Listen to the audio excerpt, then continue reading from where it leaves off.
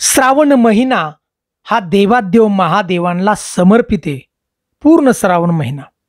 आणि या पवित्र अशा श्रावण महिन्यामध्ये देवादेव महादेव आणि माता पार्वती या पृथ्वी तलावरती येते. ज्यानं प्रामाणिक भक्ती केली त्या भक्ताला दर्शन देते आणि त्याची सगळ्या इच्छांची पूर्तता करतात महादेव. म्हणून तर भोळा शिवशंकर म्हटलं जातं. तर मित्रांनो, आजच्या व्हिडिओमधून आपण पाहणार आहोत, ऐकणार आहोत की श्रावण सोमवारचं व्रत आणि ते म्हणजे शिवमुठीचं व्रत. आणि या व्रताची सुंदर अशी खरीखुरी कहाणी आज आपण ऐकणार आहोत.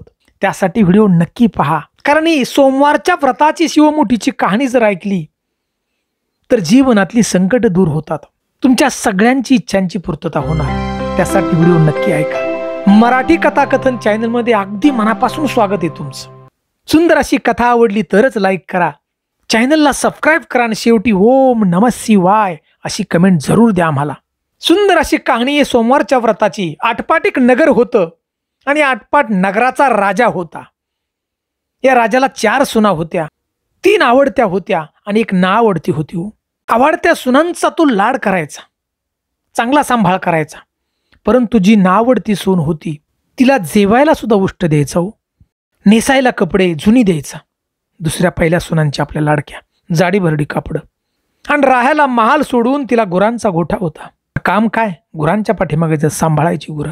असं करता करता पुढे श्रावण महिना आला. पवित्र दिवस होता सोमवारचा आणि ती नावडती जी सून होती ती रानामध्ये गेली गुरं चारायला आणि तिची भेट झाली नागकन्या आणि देवकन्या बरोबर. नावडतीने विचारलं, तुम्ही कुठे चाललाय? देवकन्येने सांगितलं, मी महादेवांच्या देवळात जातोय, 1.25 मूठ वाहतो. सून म्हणाली, त्यानं काय होतं? नागकन्येने उत्तर दिलं, इच्छित कार्य पूर्ण होतं, मुलं बाळ होतात, नावडती माणसं आवडती होतात, वडील मनुष्यापासून सुख प्राप्ती होते. मग त्यांनी तिला विचारलं, तू कोण? नावडतीने सांगितलं, हो मी राजाची सून, तुमच्या बरोबर येते मी. आणि त्यांच्या बरोबर महादेवाच्या मंदिरामध्ये गेली. नागकन्या देवकन्या वसा बसू लागल्या. त्या ठिकाणी नावडती म्हणाली, काय ग बायांनो, वसा म्हणजे काय? आणि त्यावेळी उत्तर मिळालं नागकन्येकडून, शिवमुठीचा वसा बसतो.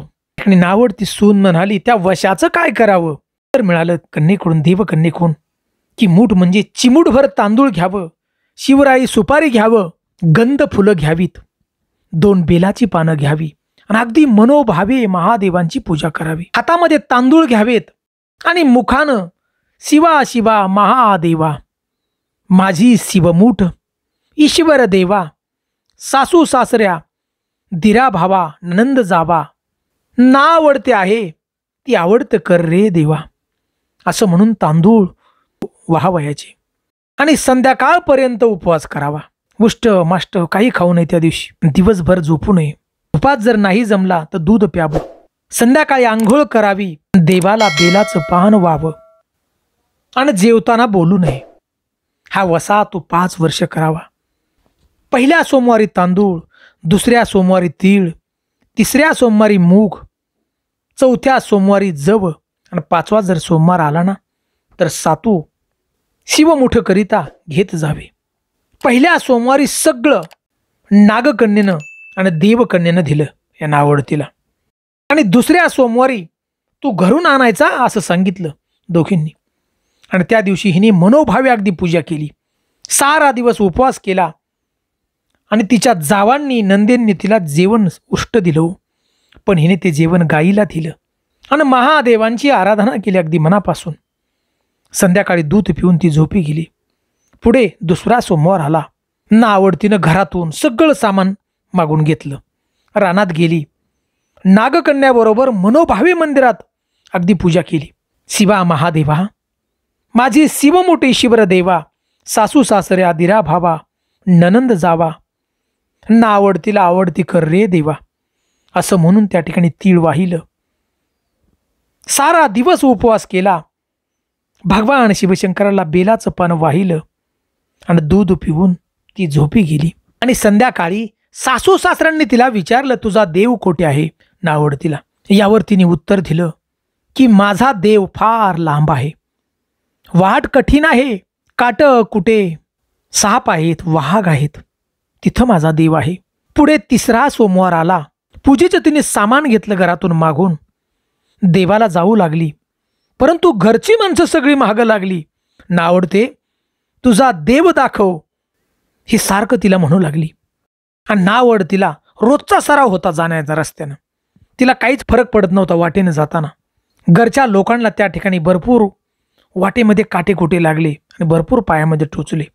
आणि नावडती दया आली घरच्या लोकांना हे सगळं पाहुणा रस्त्याने जाताना, की आजपर्यंत तिनं रानावनात कशी काढलीत, होऊन जाणे असं म्हणू लागली. नावडतीला इकडे चिंता पडली आणि देवाला प्रार्थना केली.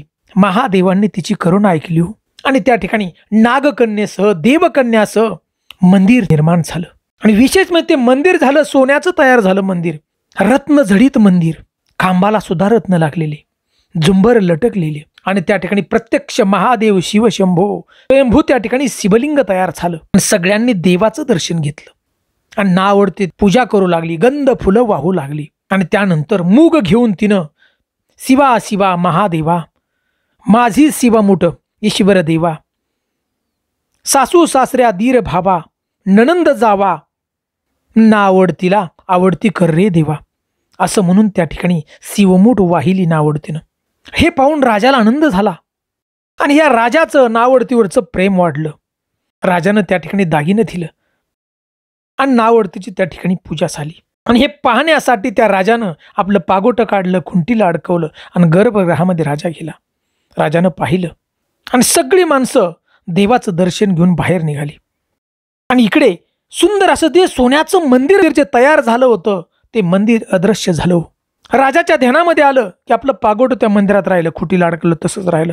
राजा परत पाहावयास आला तर त्या ठिकाणी सुंदर असं सोन्याच्या मंदिराच्या जागी छोटंसं मंदिर होतं, महादेवांचं शिवलिंग होतं आणि त्या ठिकाणी पूजा केलेली होती आणि राजाचं पागोटं होतं. त्याने आपल्या सुनेला विचारले, हे असं कसं काय झालं? सुनेनं उत्तर दिलं, हाच माझा गरीबाचा देव. मी देवाची प्रार्थना केलं आणि त्यानं तुम्हाला दर्शन दिलं प्रत्यक्ष महादेवानं. आणि सुनेमुळे आपल्याला देव भेटला म्हणून राजानं तिला पालखी बोलवली हो, रानातून राजमहालामध्ये नेण्यासाठी पालखीत घेऊन गेला. आणि नावडती सून आवडती झाली. तर अशा प्रकारे महादेवांची जर मनापासून भक्ती जर केली ना तर महादेव तुमच्या इच्छांची सगळी पूर्तता करतील. माता भगिनींनो, आमच्या मित्रांनो, महादेव हे लवकर प्रसन्न होणारं दैवत आहे हो. प्रत्येक जीव जंतू तुम्ही कहाण्या ऐकल्या असतील, राक्षसांना वरदान सुद्धा महादेवांनी दिलेत. आपण तर माणसं आहोत. जर महादेवांची भक्ती तुम्ही मनापासून केली, जीव ओतून केली, तन मन, तर तुमची संकट सगळी दूर होतील. श्रावण असा पवित्र महिना आहे की प्रत्यक्ष महादेव, प्रत्येक शिवालयामध्ये महादेव असतात. बेलाची पानं बेलपत्राची आणि जल जर अर्पण केलं आणि महादेवांच्या पायाशी आपण नतमस्तक झालो तरी तुमच्या जीवनातले संकट कमी होतील. महादेवांना मोठं साहित्य लागत नाही पूजेसाठी. सुंदर अशी शिवमुठीची कहाणी जर आपण ऐकली आणि तुम्ही त्या पद्धतीने जर सगळ्या गोष्टी केल्या या श्रावण महिन्यामध्ये, तर महादेव तुमची सगळ्या इच्छांची पूर्तता करणार आहेत.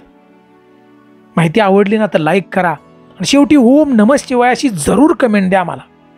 कारण ओम नमः शिवाय म्हटलं तरी पुण्याची प्राप्तता होते. लिहिलं हाताने तरी आपण शिवमुठीचं व्रत करत असताल तर आम्हाला नक्की कमेंट करून सांगा. आपण आपल्या गावासहित नावासहित. आपलं गाव हे स्वर्गाहून सुंदर असतं. जय हिंद, जय महाराष्ट्र.